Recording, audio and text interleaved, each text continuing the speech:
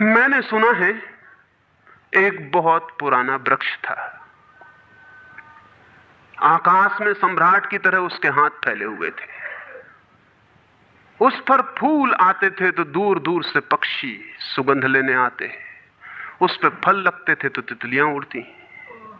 उसकी छाया, उसके फैले हाथ, हवाओं में उसका वो खड़ा रूप आकाश में बड़ा सुंदर था। एक छोटा बच्चा उसकी छाया में रोज खेलने आता था। उस बड़े वृक्ष को उस छोटे बच्चे से प्रेम हो गया। बड़ों को छोटों से प्रेम हो सकता है अगर बड़ों को पता ना हो कि हम बड़े हैं। वृक्ष को कोई पता नहीं था कि मैं बड़ा हूं। यह पता सिर्फ आदमी को होता है, इसलिए उसका प्रेम हो गया। अहंकार हमेशा अपने से बड़ों को प्रेम करने की कोशिश करता है।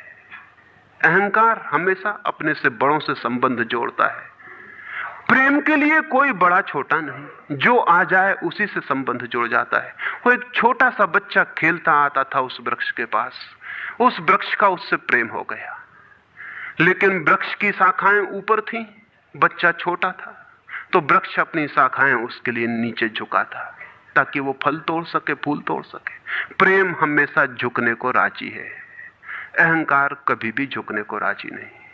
अहंकार के पास जाएंगे तो अहंकार के हाथ और ऊपर उठ जाएंगे ताकि आप उन्हें छू ना सके, क्योंकि जिसे छू लिया जाए वो छोटा आदमी है।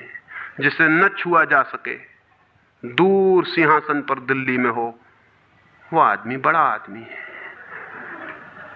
वो वृक्ष के शाखाएं नीचे झुकाती जब वो बच्चा खेलता हुआ आता, और जब बच्चा उसके फूल तोड़ लेता तो वो वृक्ष बहुत खुश होता, उसके प्राण आनंद से भर जाते।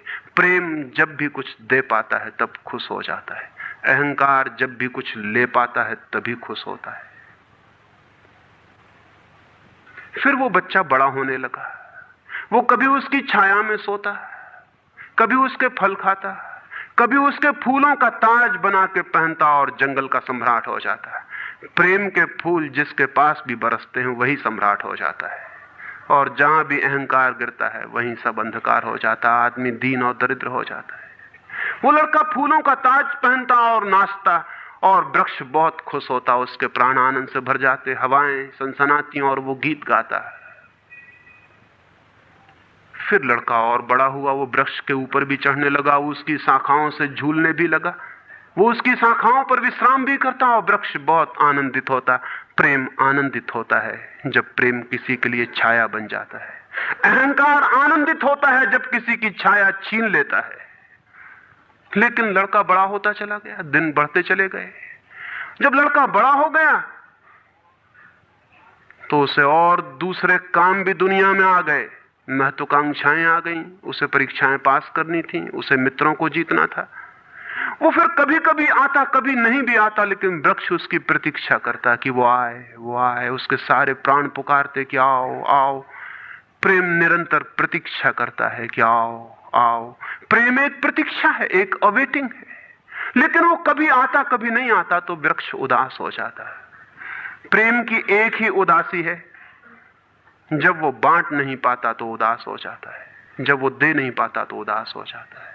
और प्रेम की एक ही धन्यता है कि जब वो बांट देता है, लुटा देता है, तो आनंदित हो जाता है। फिर लड़का और बड़ा होता चला गया, और वृक्ष के पास आने के दिन कम होते चले गए। जो आदमी जितना बड़ा होता चला जाता है, महत्वाकांक्षा के जगत में प्रेम के निकट आने की सुविधा उतनी ही कम होती चली जाती है। उस लड़के की एम्बिशन, महत्वाकांक्षा बढ़ रही थी। कहां वृक्ष, कहां जाना। फिर एक दिन वहां से निकलता था तो वृक्ष ने उसे कहा, सुनो। हवाओं में उसकी आवाज गूंजी कि सुनो, तुम आते नहीं, मैं प्रतीक्षा करता हूं, मैं तुम्हारे लिए प्रतीक्षा, राह करता हूं, राह देखता हूं, बाट जोता हूं। उस लड़के ने कहा, क्या है तुम्हारे पास जो मैं आऊं? मुझे रुपए चाहिए। हमेशा अहंकार पूछता है कि क्या है तुम्हारे पास जो मैं आऊं।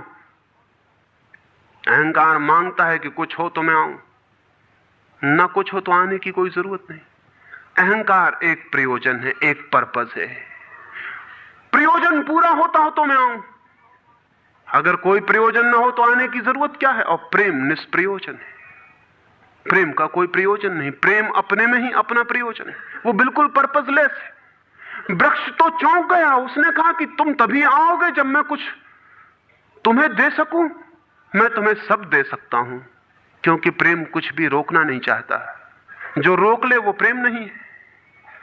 अहंकार रोकता है, प्रेम तो बेशर्त दे देता। लेकिन रुपए मेरे पास नहीं है, ये रुपए तो सिर्फ आदमी की इजाद है, वृक्षों ने ये बीमारी नहीं पाली है। उस वृक्ष ने कहा इसलिए तो हम इतने आनंदित होते हैं, इतने फूल खिलते हैं, इतने फल लगते हैं, इतनी बड़ी छाया होती है, हम इतना नाचते हैं आकाश में, हम इतने गीत गाते हैं, पक्षी हम पर आते हैं और संगीत का कलरव करते हैं, क्योंकि हमारे पास रुपए नहीं है। जिस दिन हमारे पास भी रुपए हो जाएंगे, हम भी आदमी जैसे दीनहीन मंदिरों में बैठ के सुनेंगे कि शांति कैसे पाई जाए, प्रेम कैसा पाया जाए। नहीं नहीं, हमारे पास रुपए नहीं है। तो उसने कहा फिर मैं क्या आऊं तुम्हारे पास, जहां रुपए हैं मुझे वहां जाना पड़ेगा, मुझे रुपयों की जरूरत है। अहंकार रुपया मांगता है, क्योंकि रुपया शक्ति है, अहंकार शक्ति मांगता है।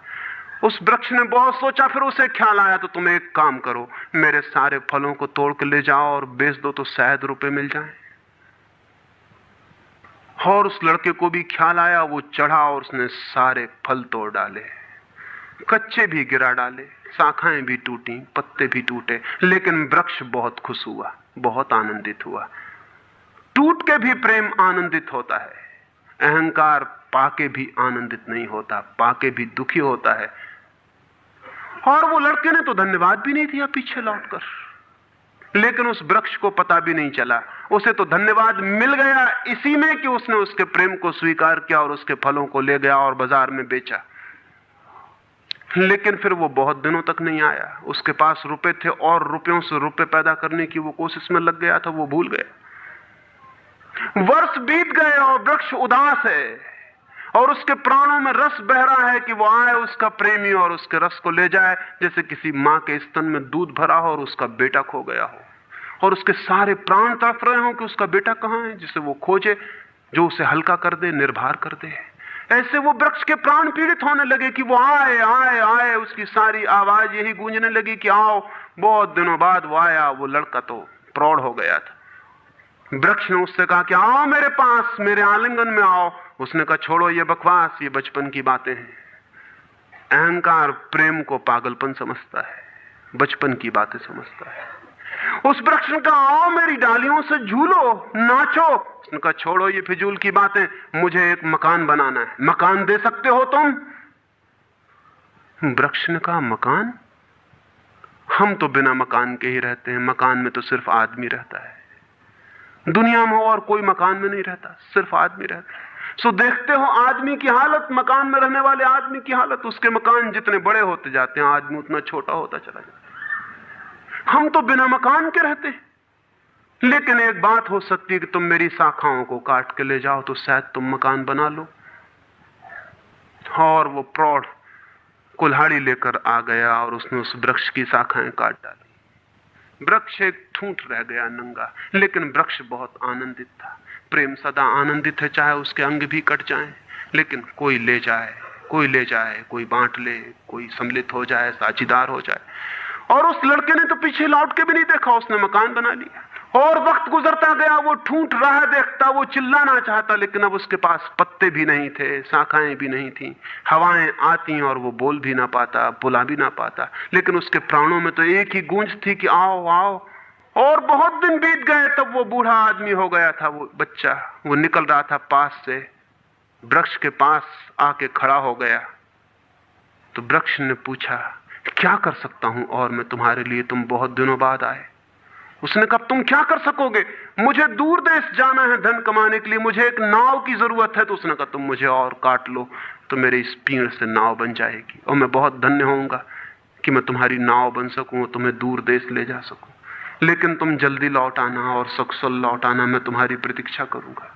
और उसने आरे से उस वृक्ष को काट डाला। तब वो एक छोटा सा ठूंठ रह गया और वो दूर यात्रा पर निकल गया। और वो ठूंठ भी प्रतीक्षा करता रहा कि वो आए आए, लेकिन अब उसके पास कुछ भी नहीं देने को। शायद वो नहीं आएगा, क्योंकि अहंकार वहीं आता है जहां कुछ पाने को है।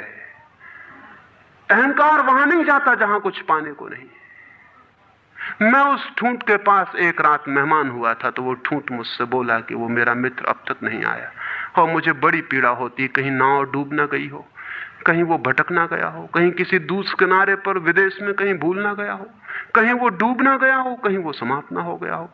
एक खबर मुझे भर कोई ला दे, अब मैं मरने के करीब हूं, एक खबर भर आ जाए कि वो सक्सेसफुल है, फिर कोई बात नहीं, फिर सब ठीक है। अब तो मेरे पास देने को कुछ भी नहीं है, इसलिए बुलाऊं भी तो शायद वो नहीं आएगा, क्योंकि वो लेने की ही भाषा समझता है।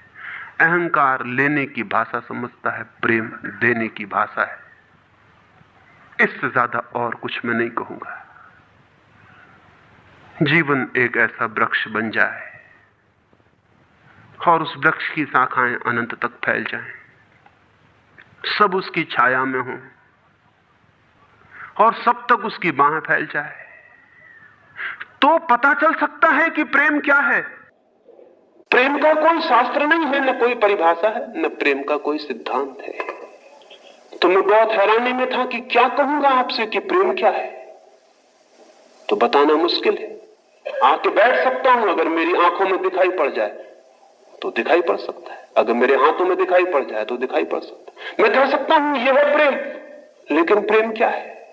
अगर मेरी आंख में न दिखाई पड़े, मेरे हाथ में न दिखाई पड़े, तो शब्दों से बिल्कुल भी दिखाई नहीं पड़ सकता है कि प्रेम क्या है।